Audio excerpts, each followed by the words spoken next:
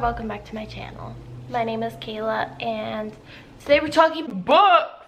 Specifically, I'm going to be talking about my favorite books when I was a teenager. I think in general my taste has broadened since I was a teenager, which is a good thing. I should hope that that would happen.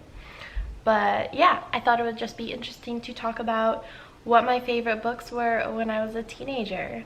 Oh, by the way, if you ever notice these pine cones on my bookshelf,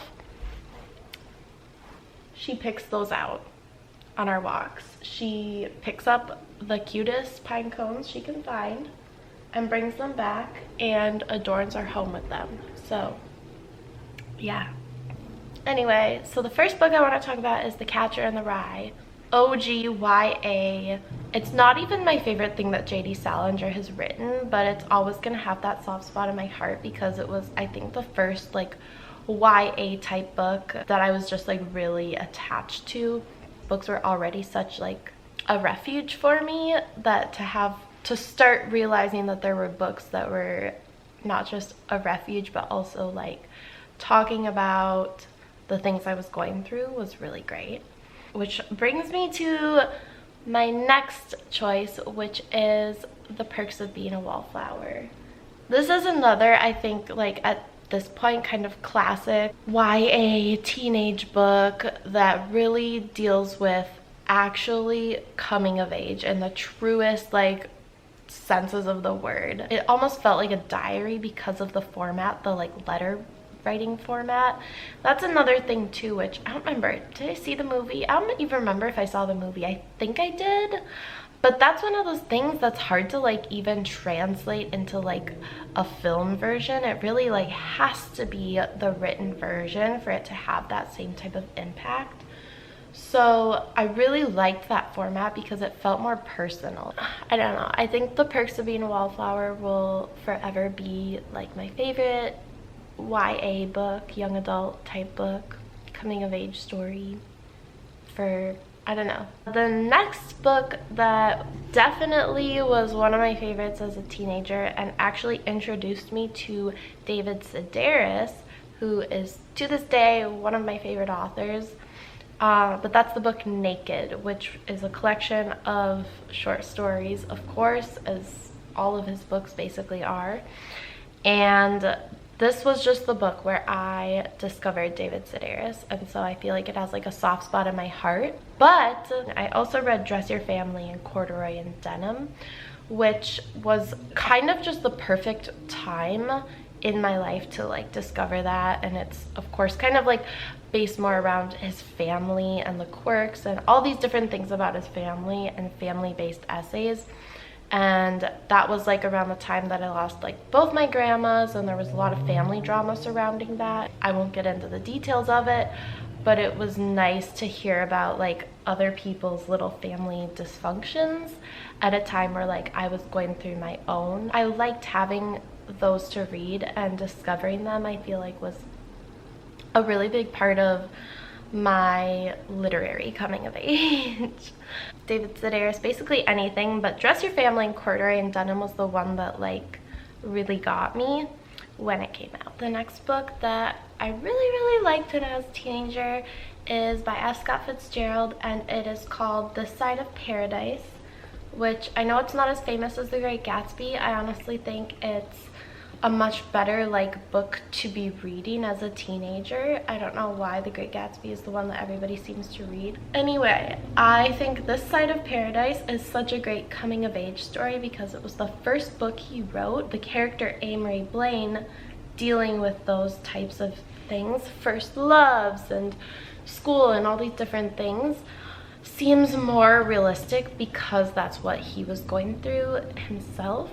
And I think that that translates well. It's when you read it, you're like, okay, this makes sense.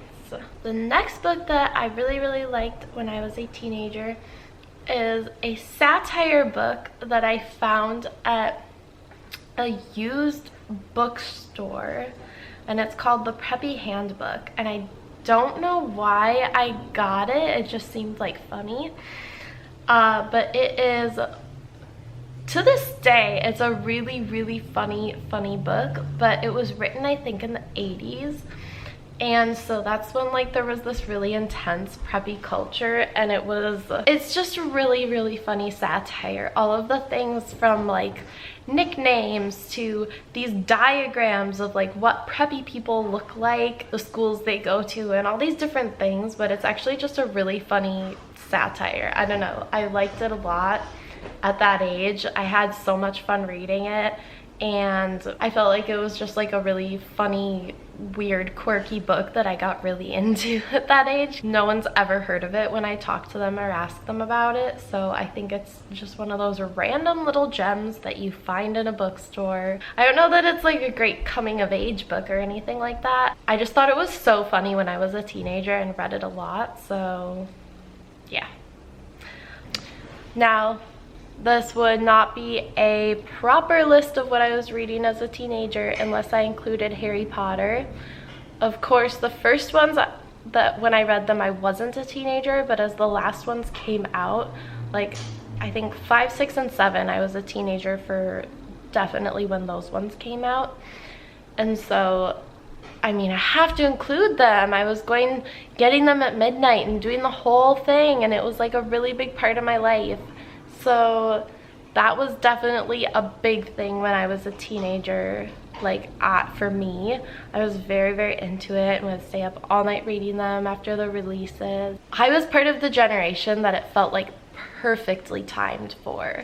Like the ones that were still children's books I was reading as a child, and the ones that almost were a little more adult or like young adult I was reading as a teenager, and it just worked out really well for people my age. But yeah, they're iconic. I can't say anything more really. I feel like there's a lot of people who have discussed them. I could discuss them for ages, but yeah, they were books that I loved throughout my teenage years. They're books that I still love and reread every once in a while. Like they're good. What can I say? I just spilled my tea. Not as in gossiping, I just actually spilled my tea. The next book that I got really into as a teenager is called The Orton Diaries, and this is another one of those books that I found. There used to be a used bookstore that I went to all the time, and they had random books. I went there from like childhood because it was close to where I lived and I could walk there, so I started going there when I was probably like 9 or 10 and would go there like all throughout my teenage years. And it was a treasure trove of random books, like used, rare, just interesting things you would find there.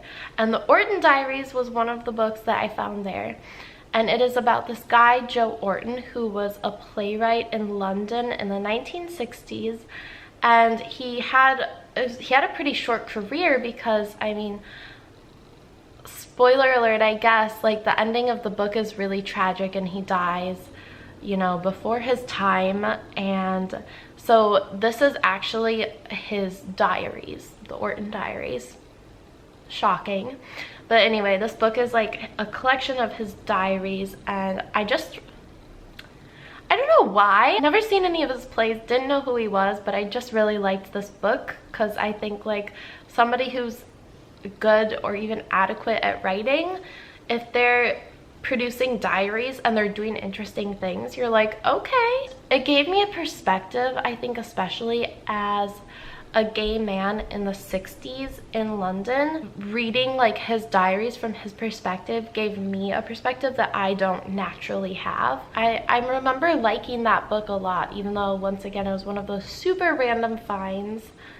I just remember when I read it, like really I couldn't put it down. I found it very engrossing. So I don't know why I was so into that book, but I was. Okay, the last thing that I will include here is The Hunger Games, which I read all 3 of them, but I only liked the first one. So, I mean, if I'm being totally honest, I was like obsessed with the first one as I read it. I like couldn't put it down, literally marathon read it like in one day, I think. The other 2 were frankly kind of disappointments. I felt like it actually sat a little bit better as just a standalone book. And that might be an unpopular opinion, I don't know. I just really liked that book. My friend told me to read it and I thought that it was so good and so well written and just a really interesting premise and so creepy. And so I really enjoyed it. But as I said, I just did not enjoy the follow-ups very much at all. And I don't know, maybe that's just me. But that's another book that I really enjoyed. I think I was 19 when I read it. There are so many books I liked as a teenager, but these ones are the ones that really I still think about 10 years later, and they still affect me, and I don't know, they just hit me in a place that felt special at the time and continues to feel special. So I thought I would include them on this list. Anyway, let me know what your favorite books were when you were a teenager as well, or if you are a teenager, what your favorite books are. I would be super interested actually to hear about that. And yeah, thank you for watching. I will see you later.